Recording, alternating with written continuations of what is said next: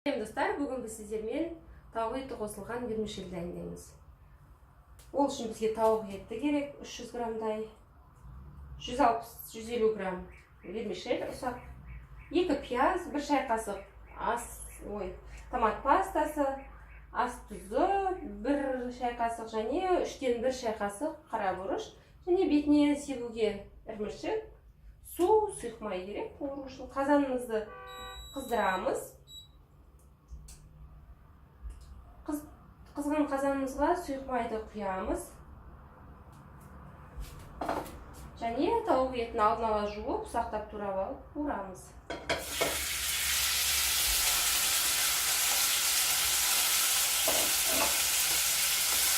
Қуырылып жатқан тауық етіне томат пастасы, тұз және бұрышымызды қосамыз.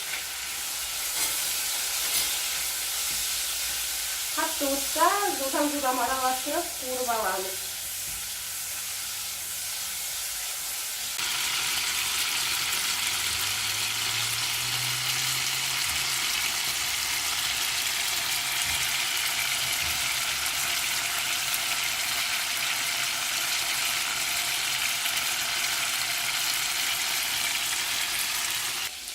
Жақсылап қуырылды және оның бетіне пиязды салып,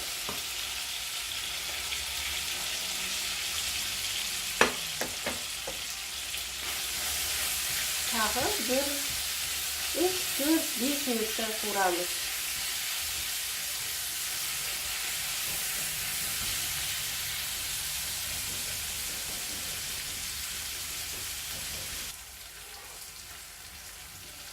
Жақсылап қуырып алдық.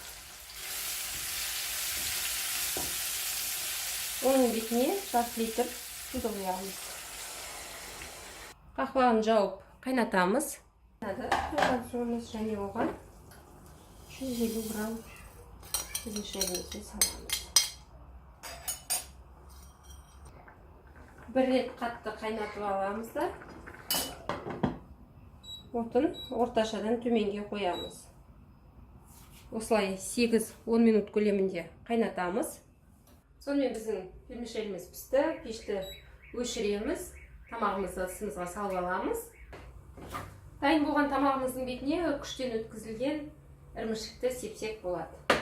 Қаласаңыз аскөк, пияз, сарымсақ себуіңізге болады.